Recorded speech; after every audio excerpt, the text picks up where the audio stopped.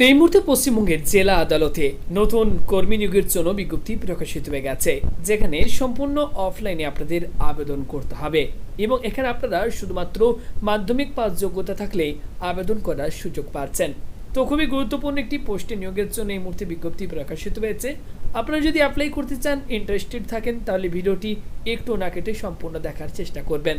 আর ভিডিওটি ভালো লাগলে অবশ্যই ভিডিওতে একটি লাইক করবেন, ভিডিওটি শেয়ার করে দেবেন এবং পশ্চিমবঙ্গের যে কোনো চাকরির আপডেট এবং কেন্দ্রীয় সরকারি যে কোনো চাকরির খবর এবং সরকারি বিভিন্ন প্রকল্পের আপডেট সময় মতো পেতে এই চ্যানেলটিকে সাবস্ক্রাইব করুন। পাশে থাকা বেল আইকনে ক্লিক করে অল অপশনটিকে অন করে দিন, যাতে আমাদের কোনো ভিডিও নোটিফিকেশন আপনাদের মিস না হয়। আসুন বন্ধুরা, আজকের এই ভিডিও শুরু করা যাক। অন স্ক্রিনে দেখতে পাচ্ছেন অফিসিয়াল নোটিফিকেশনের পিডিএফ।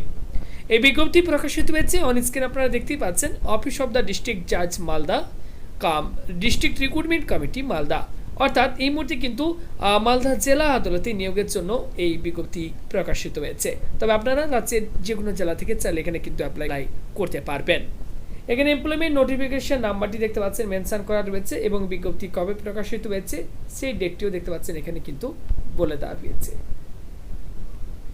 দেখুন, এখানে প্রথমে আমি আপনাদেরকে বললাম যে আপনারা রাজ্যের যে কোনো জেলা থেকে অ্যাপ্লাই করতে পারেন। দেখুন, এখানে বলে দেওয়া হয়েছে the application from the eligible Indian citizen in the following prescribed format are invited for preparation of separate panel to fill up the existing and expected vacancy mentioned below in different categories of post in the judgeship of Malda। অর্থাৎ এক্ষেত্রে Indian citizen, ভারতীয় নাগরিক হলে আপনারা কিন্তু আবেদন করতে পারবেন, অর্থাৎ পশ্চিমবঙ্গের যে কোনো জেলা থেকে চাইলে আপনারা কিন্তু এখানে অ্যাপ্লাই করতে পারবেন। নেক্সট দেখুন কোন কোন পোস্টে নিয়োগ করা হচ্ছে, তো সেটি বলে দেওয়া হয়েছে। ওকে, তো দেখুন প্রথমে রয়েছে vacancy for grade 2 English stenographer, okay, যেখানে একটি শূন্যপদ রয়েছে এবং অপর একটি রয়েছে vacancy for grade 3 English stenographer, যেখানে 5টি শূন্যপদ রয়েছে এবং ক্যাটাগরি ওয়াইজ শূন্যপদগুলিও দেখতে পাচ্ছেন বলে দেওয়া হয়েছে। ইংলিশ স্টেনোগ্রাফার গ্রেড 2 এই পোস্টে পে লেভেল 13 রোপা 2019 অনুযায়ী এক্ষেত্রে বেতন দেওয়া হবে 37,100 টাকা থেকে 95,500 টাকা এবং ইংলিশ স্টেনোগ্রাফার গ্রেড 3 এর ক্ষেত্রে পে লেভেল 10 রোপা 2019 অনুযায়ী বেতন যেটি দেওয়া হবে 32,100 টাকা থেকে 82,900 টাকা। নেক্সট বলা হচ্ছে এজ লিমিট। তো এক্ষেত্রে বয়স থাকতে হবে 1/7/2023 তারিখ অনুযায়ী এক্ষেত্রে বয়স থাকতে হবে 18 থেকে 39 বছরের মধ্যে। ওকে, এছাড়া রাজ্যের SC ST এবং OBC ক্যান্ডিডেটরা 5 বছর এবং 3 বছর বয়সের ক্ষেত্রে কিন্তু ছাড় পেয়ে যাবেন। নেক্সট এখন বলা হচ্ছে for the post of English stenographer grade 3 এই পোস্টে অ্যাপ্লাই করতে গেলে আপনাদের কোয়ালিফিকেশন কি থাকতে হবে? মাধ্যমিক বা সমতুল্য পরীক্ষায় পাশ করে থাকতে হবে। এর সাথে আপনাদের কম্পিউটারের একটি ট্রেনিং সার্টিফিকেট আপনাদের কিন্তু অবশ্যই থাকতে হবে। এর সাথে আপনাদের কিন্তু অবশ্যই শর্ট হ্যান্ড জানতে হবে। শর্ট হ্যান্ড স্পিড এক্ষেত্রে আপনাদের যেটি থাকতে হবে 80 ওয়ার্ড পার মিনিট এবং টাইপ রাইটিং স্পিড আপনাদের যেটি থাকতে হবে 30 ওয়ার্ড পার মিনিট। ওকে, তাহলে আপনারা এই পোস্টের জন্য অ্যাপ্লাই কিন্তু করতে পারবেন।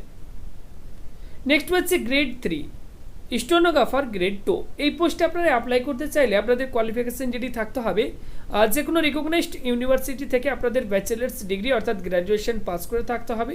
সঙ্গে আপনাদের কম্পিউটার একটি ট্রেনিং সার্টিফিকেট অবশ্যই আপনাদের থাকতে হবে এবং এক্ষেত্রে আপনাদের কিন্তু শর্ট হ্যান্ড জানতে হবে, যেখানে শর্ট হ্যান্ড স্পিড যেটি বলা হয়েছে 100 ওয়ার্ড পার মিনিট এবং টাইপ রাইটিং স্পিড আপনাদের যেটি থাকতে হবে 40 ওয়ার্ড পার মিনিট। তো এই কোয়ালিফিকেশন থাকলে আপনারা এই পোস্টের জন্য অ্যাপ্লাই কিন্তু করতে পারবেন।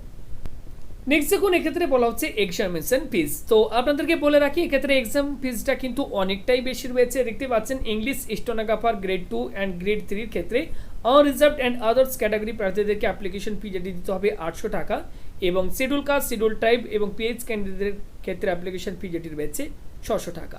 এই অ্যাপ্লিকেশন ফিটি আপনাদেরকে কিন্তু দেখতেই পাচ্ছেন এখানে একটি ব্যাংক অ্যাকাউন্টের নাম্বার IFSC কোড বলে দেওয়া হয়েছে। ওকে, তো এই ব্যাংকে আপনাদের কিন্তু টাকাটি ডিপোজিট করতে হবে। ওকে, এবং এই যে ডিপোজিট আপনারা করবেন তো সেই ডিপোজিট স্লিপ আপনাদেরকে কিন্তু অ্যাপ্লিকেশন ফর্মের সঙ্গে কিন্তু আপনাদেরকে অ্যাটাচ করে আপনাদেরকে পাঠাতে হবে। ওকে, অরিজিনাল ব্যাংক ডিপোজিট যে স্লিপ সেটিকে কিন্তু আপনাদেরকে কিন্তু অবশ্যই অ্যাপ্লিকেশন ফর্মের সঙ্গে অ্যাটাচ করে আপনাদেরকে পাঠাতে হবে। তো আপনারা যদি অ্যাপ্লাই করতে চান এই নোটিফিকেশনের সাথে একটি অ্যাপ্লিকেশন ফর্ম দিয়ে দেওয়া হয়েছে। দেখতে পাচ্ছেন এই হচ্ছে অ্যাপ্লিকেশন ফর্ম। ডাউনলোড করার লিঙ্ক এই ভিডিওটি নিচে ডিসক্রিপশন বক্সে আপনারা পেয়ে যাবেন। আমাদের হোয়াটসঅ্যাপ গ্রুপে জয়েন করে নেবেন, সেখান থেকে ডাউনলোড করে নিতে পারবেন। A4 সাইজের পেপারে প্রিন্ট আউট করবেন।